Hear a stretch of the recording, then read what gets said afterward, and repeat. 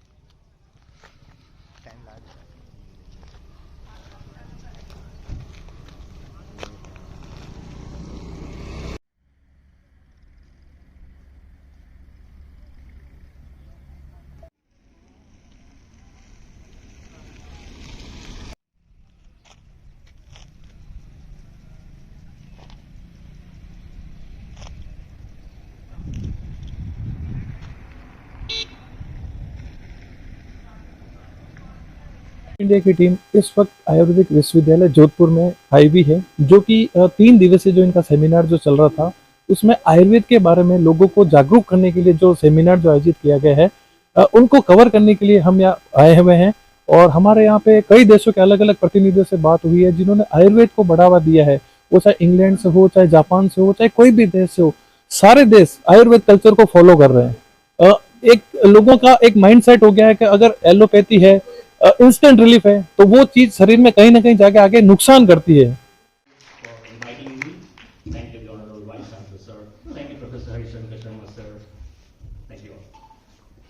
Thank you doctor Shashi Prasad ji.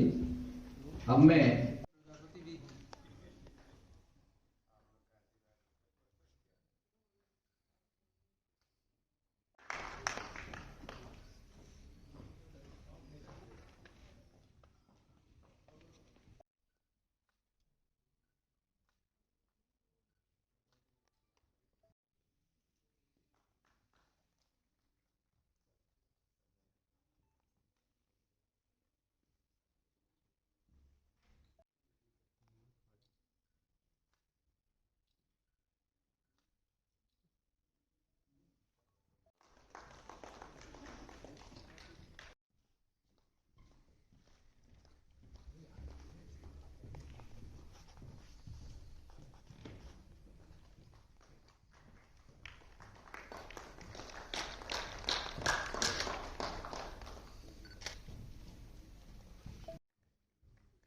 Sir आपका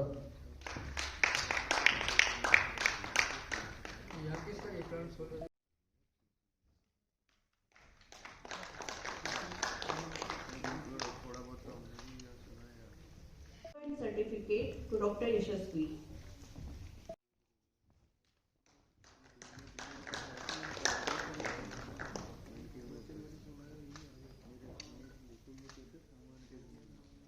आज जो आयुर्वेदिक विश्वविद्यालय में जो ये कुमारकॉम का जो फंक्शन जो आयोजित किया जा रहा है, सर इसके बारे में बताइए। यस, ये राजस्थान आयुर्वेद विश्वविद्यालय के अंदर कुमारकांड दूसरी बार 2023 में ऑर्गेनाइज किया जा रहा है।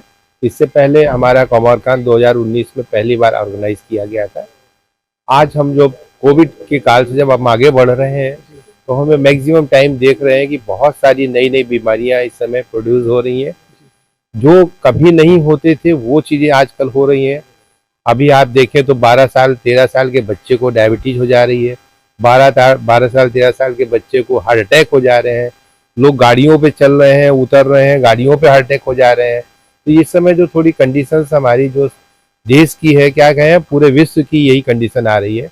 इसलिए हम लोगों ने ये सोचा कि नहीं, कुमारकांड को अपने बच्चों को, जो अगली पीढ़ी है, उसको ध्यान में रखते हुए, दूसरे पिछले वाले कुमारकांड का रिपीटिशन करते हुए, उससे आगे बढ़ने का संकल्प लेते हुए इसको हमने ऑर्गेनाइज किया, जिसमें हमने विभिन्न प्रकार के रिसेंट एडवांसेस जो इस समय हुए हैं हमारे कौमार डिपार्टमेंट के, या कहें पीडियाट्रिक डिपार्टमेंट्स के लिए, उसको ध्यान में रखते हुए बहुत सारी चीज़ें लाइफ स्टाइल में चेंज करने की ज़रूरत है अभी हमको, क्योंकि हमारी पूरी लाइफ स्टाइल चेंज हो चुकी है।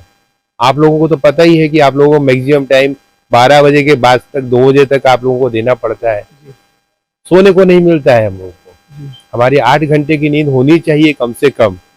और बच्चे लोग इस समय क्या हो रहा है कि मैक्सिमम टाइम मोबाइल्स में, ऑनलाइन स्क्रीनिंग, टीवी पे इतने ज़्यादा जुड़ गए हैं, जिसकी वजह से बहुत सारी बीमारियां अगली जनरेशन को हो रही हैं। अभी पिछले साल का ही डाटा है हमारे पास, जिसमें कि जो वर्ल्ड लेवल की जो बीमारियां हैं, जैसे सेरिब्रल पॉल्सी है, एडीएच है, इनका जो डाटा है वो इंडिया में सबसे ज़्यादा हाई आ रहा है।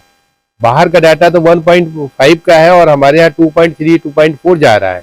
तो ये क्या हो रहा है कि जैसे जैसे अवेयरनेस बढ़ती चली जा रही है चीज़ों की, जितनी जितनी टेक्नोलॉजी बढ़ती चली जा रही है, तो टेक्नोलॉजी का यूज कितना करना है, कितना नहीं करना है, ये हमको समझना पड़ेगा।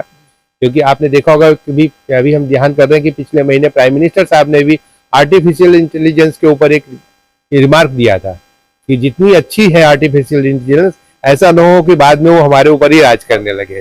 तो टेक्नोलॉजी जितनी अच्छी है हमारे लिए, उसका यूज और मिस यूज दोनों ही हमको ध्यान में रखते हुए आगे बढ़ने की जरूरत है।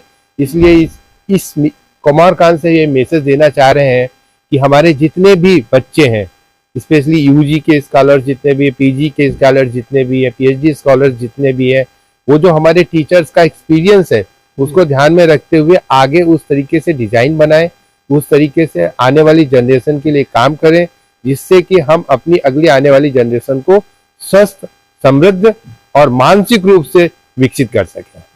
धन्यवाद। सर मैं आपसे ये जानना चाहूंगा, सर आपने जो ये नाम सजेस्ट किया है कुमारकांड, इसका सर शाब्दिक अर्थ क्या है? कुमारकांड का अर्थ है कि कौमार का मतलब बच्चे, और कौन का सेमिनार से जब आते हैं तो सेमिनार का संगोष्ठी का इंग्लिश हो जाती है वो हमारी, इसलिए कौमार कान। जो बच्चे 14 साल से नीचे हैं, अभी हम 16 साल तक चले जाते हैं उसमें, 16 साल से जितने भी नीचे बच्चे हैं, ये इस विधा के अंदर इनका ट्रीटमेंट होता है। चाहे आप मॉडर्न में जाएं, चाहे होम्योपैथी में जाएं, चाहे यूनानी में जाएं, चाहे आयुर्वेद में जाएं, सभी जगह ये लागू है एक तरीके से। तो इसको ध्यान में रखते हुए हमने इस पर्टिकुलर जनरेशन को यहाँ पे टारगेट किया है। साथ ही साथ आपको आज हम स्पेशली खबर दे देते हैं इसी समय कि 2 और 3 फरवरी को हमारे यहाँ SRPT डिपार्टमेंट, जो गायनी डिपार्टमेंट है, जो इन बच्चों की माएँ हैं, उनके लिए भी हम नेशनल कॉन्फ्रेंस ऑर्गेनाइज करने जा रहे हैं। आज उसका हम यहाँ पे एग्जीबिशन करेंगे। धन्यवाद। अच्छा, मैं सर से जानना चाहूंगा, जैसा कि अभी सर ने बोला कि बच्चों में डायबिटीज की प्रॉब्लम हो रही है, हार्ट अटैक की प्रॉब्लम हो रही है, युवाओं में ये प्रॉब्लम हो रही है, तो सर इसका मुख्य कारण आपकी नजर में क्या है सर? सबसे बड़ा कारण तो ये है कि बच्चे का जो मेल न्यूट्रिशन है, छोटे जो बच्चे होते हैं जन्मजात, उसको माता का दूध मिलता है, स्तन्य जिसको कहते हैं, वो अमृत होता है। आजकल जो बोतल फीडिंग हो गया, दूसरा हो गया, वो उनके लिए अच्छा नहीं रहता किसी तरह का, तो सबसे बड़ा तो एक कारण है। दूसरा कारण है कि समाज की जो स्थिति है, उस समाज की स्थिति में जो निर्धन वर्ग है, उनका एक प्रकार से व्यवस्था का क्रम नहीं बैठता और उनको संरक्षण नहीं मिल पाता।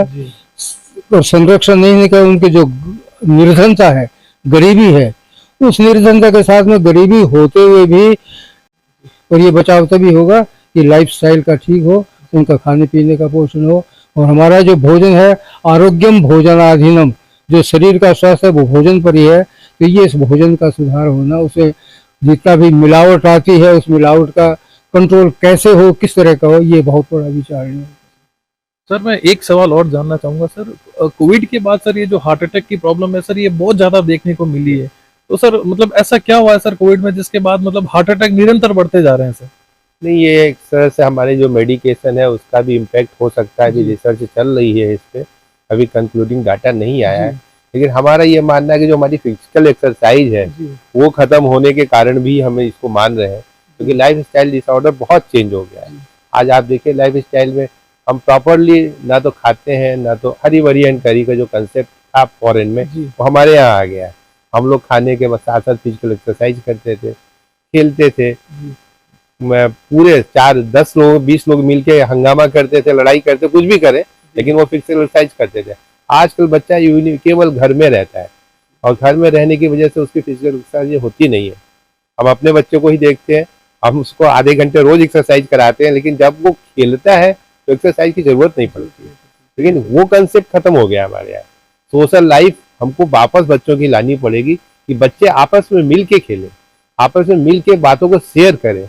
आपने देखा होगा कि हमारे इंडियन मैनेजमेंट वाले जितने भी हमारे मैनेजर्स हैं वो बहुत अच्छे हैं और विश्व लेवल पर सक्सेस हैं, क्योंकि वो बचपन से उन समस्याओं से जूझते हुए चलते हैं। तो जिन चीज़ों का एक्सपोजर हो जाएगा उनसे उनको फायदा मिलता है। मेरा यही है कि हमें लाइफ स्टाइल पे बहुत ध्यान देने की ज़रूरत है, हमारा खान पान, रहन सहन। और आपने ये भी देखा होगा कि हमारे देश में 12 एग्रो क्लाइमेटिक जोन है और हर जगह का खान पान अलग है। हम यहाँ कुछ और खाते हैं, पंजाब में कुछ और खाते हैं, केरल में कुछ और खाते हैं।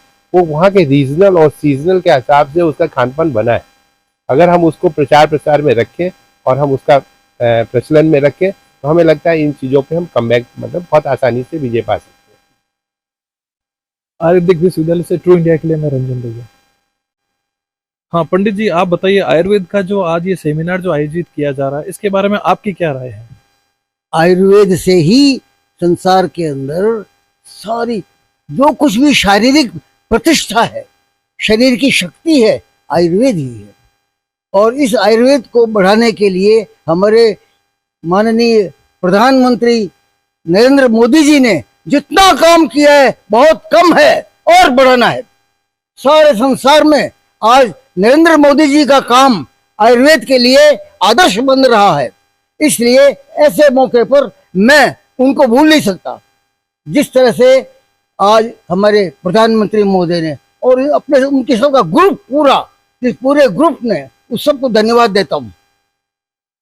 एक बात मैं आपसे ये जानना चाहूंगा कि जहां आज की जो लाइफ स्टाइल हो गई है, जहां लोग क्विक रिजल्ट मांगते हैं कि कोई भी दर्द हुआ पेन किलर ले लिया, तो ऐसे में आयुर्वेद से दूर होते जा रहे हैं। तो उन लोगों को आयुर्वेद से जोड़ने के लिए आप क्या बोलना चाहेंगे? शरीर को मजबूत रखना है ना, 100 साल से ज्यादा जिलाना है ना, तो आपको हमेशा आयुर्वेद को मान करके उसी ढंग से चलना पड़ेगा। हम तुरंत पेन किलर ले लेंगे और वो पेन खत्म हो गया तो अंदर दूसरा विकार खड़ा हो जाएगा। एक विकार को शमन करने के लिए दूसरा विकार खड़ा नहीं होना चाहिए, तभी हम सही कर सकते हैं। ये है हमारा उपविषय। इस तरह से जो आयुर्वेद ने सिखाया है उस तरीके से चलना चाहिए हमको। आज इस उम्र में भी मैं आयुर्वेद के कारण से ही आप सबके बीच में हूँ, नहीं तो इतना भगवान देता नहीं है। देता है क्यों? आयुर्वेद के लिए। मैंने मेरा जीवन आयुर्वेद के ढंग से, स्वस्थ व्रत का पालन, हमेशा नियम से कसरत करो, दंड बैठक लगाओ, दौड़ लगाओ। जब तक ये नहीं करोगे, अपने खुद के शरीर को ठीक नहीं रह सकते तो दूसरों को क्या ठीक कर सकते हो? पहले खुद को ठीक करो, इसके बाद दूसरों को ठीक करो। तो आयुर्वेद ने ये सिखाया है, स्वस्थस्य स्वास्थ्य रक्षणम। फिर आतुरस्य सेकंड है उसका उद्देश्य, आतुरस्य विकार प्रशमने अप्रमादः। वो बाद की बात है, विकार हो ही नहीं, ऐसा 50% आयुर्वेद सिखाता है। उस तरीके से हम जिए। मैं सबसे ये प्रार्थना करता हूँ मेरे सभी बंधुओं से, अपने अपने जीवन के अंदर आयुर्वेद का स्वस्थ व्रत, दिनचर्या, रात्रिचर्या, जो कुछ भी समझाया है आयुर्वेद ने वो पालन करेंगे तो बीमारी होगी ही नहीं, बीमारी जगत से निकल जाएगी। ये हमारा आयुर्वेद कहता है। धन्यवाद। हम सर से एक बात जानना चाहेंगे कि जहाँ आज की जो लाइफ स्टाइल है, वहाँ लोग अगर सर दर्द हो रहा है तो पेन किलर, पेट दर्द हो रहा है तो पेन किलर, या शरीर में कहीं भी कोई दर्द हो रहा है तो उसके लिए हम पेन किलर प्रीफर कर रहे हैं, इंस्टेंट रिलीफ चाहते हैं। तो लोग कहीं ना कहीं आयुर्वेद से दूर होते जा रहे हैं। सर आप बताइए सर, दोनों में से सही क्या है? नहीं, ये गलत मिथ है हमारा कि हमारे पास आयुर्वेद, होम्योपैथी, यूनानी और सिद्धा में इस तरह के पेन किलर नहीं है जी। हमारे पास पेन किलर है जी, दवाइयाँ हैं, उनका यूज हम नहीं कर पाते हैं ठीक से। सबसे बड़ी बात आपको देते हैं कि पेन 10 मिनट में हम लोग भी दूर कर सकते हैं जी। उसके लिए क्या है कि दवाई के साथ साथ और भी चीजें जरूरी होती हैं। जैसे हम गर्म पानी पिलाते हैं, गर्म दूध पीते हैं, गर्म चाय पिलाते हैं, तो साथ में अगर ये अनुपान के साथ अगर हम ड्रग दे देते हैं तो उस अनुपान के साथ ड्रग का एक्शन विदिन ए मिनट आता है जी। अभी हम आपको एक बहुत बड़ा एग्जाम्पल देने जा रहे हैं। आपने बहुत बढ़िया क्वेश्चन पूछ दिया जी। मेरी मिसेज को खुद को बेल पाल्सी हुई जी। और उसका टैकीकार्डिया हो रहा था, 130-125 के बीच में चल रहा था जी। मॉडर्न डॉक्टर साथ में बैठे हुए थे, वो कहे कि अब तो रेफर करने की जरूरत आई। हमने कहा नहीं, रेफर नहीं करेंगे, हम यही जो करेंगे करना है। हमने बेहतवार चिंतामणि मंगाई और उसको सबलिंगुअल हनी के साथ जैसे ही दिया है 10 मिनट के अंदर टैकीकार्डिया खत्म होके 98-80 के बीच में आ गया। अब जब हम टेकीकार्डिया को कंट्रोल कर सकते हैं तो पेन किलर को क्यों नहीं क्यों कंट्रोल नहीं कर सकते? सही तो है सर। पेन किलर के लिए जैसे जैसे जगह पे होती है उसको वो देखना पड़ता है कि पेन है किसकी वजह से। जैसे अभी हमको हेडेक हो रहा है तो हेडेक के लिए किस वजह से हुआ, अगर हमको इंडाइजेशन की वजह से हो रहा है तो हमको गर्म पानी पिलाना है और कुछ हमारी दवाइयाँ उसको साथ में देनी है। तो हमने ये देखा है कि विधि ने 10 से 15 मिनट के अंदर हमारी भी दवाई काम करती है। और कोविड के दौरान ये समझ लीजिए कि हमने पैरासीटामोल यूज नहीं की, हमने केवल सुदर्शन घनवटी यूज करके, और हमारे साथ कम से कम 100 लोग हैं, उन्होंने अपने बुखार को 20-20 मिनट में उतार लिया। तो केवल हम दवाइयों का प्रयोग अगर सही ढंग से कर लें, उनके अनुपान और सहपान के साथ कर लें, तो हमें लगता है कि हमारी दवाइयाँ सफिशियंट है हर काम को करने के लिए। क्योंकि हमारी दवाई की एक साथ और अब बात है कि अगर उनको डोज के साथ कंडीशन के साथ देते तो उनके कोई साइड इफेक्ट नहीं होते। जी बिल्कुल सर। तो हम सबसे बड़ा ये मेरे पास बहुत बड़ा पहलू है कि हमारी दवाइयों के साइड इफेक्ट अगर हम डोज कंडीशन के साथ देते हैं तो नहीं होते। तो इनको हमें ध्यान में रखते हुए अगर हमारे वैद्य लोग इस बात को करेंगे तो हमें लग रहा है कि हम ज्यादा फ्लरिश होंगे। अब इतने सालों के बाद हमको ये समझ में आया है कि नहीं, हमारे पास भी सब कुछ है। बिल्कुल है, बिल्कुल सर। आयुर्वेद तो सर अगर आपको जड़ से बीमारी मिटानी है तो आयुर्वेद की तरफ आपको जाना ही पड़ेगा। जी sir. Thank you sir, thank you. Okay, thank you sir. In your language ma'am. Okay. We have hara hachibu. Okay. It means we can eat only 80% food. Like that, we know Ayurveda already from ancient time. Thank you. धन्यवाद। हमारे साथ आयुर्वेद विश्वविद्यालय के कुछ विद्यार्थी जुड़ चुके हैं, हम उनसे जानना चाहेंगे कि ये जो सारा जो सेमिनार जो आयोजित हुआ है कोणार्कॉम का, इनके बारे में आप बताइए। ये 3 दिवसीय इंटरनेशनल कॉन्फ्रेंस है जो कि पीडिया डिपार्टमेंट की तरफ से करवाई जा रही है और आज उसका लास्ट डे है। तो इसमें बहुत सारे अदर कंट्रीज से भी लोग आए हैं और उन्होंने अपने प्रेजेंट किए हैं प्रेजेंटेशंस। तो आज सुबह मिलेट्स के बारे में बताया कि मिलेट्स का क्या क्या इफेक्ट है और उसे हमारी लाइफ में क्यों उसे इंक्लूड किया जाना चाहिए।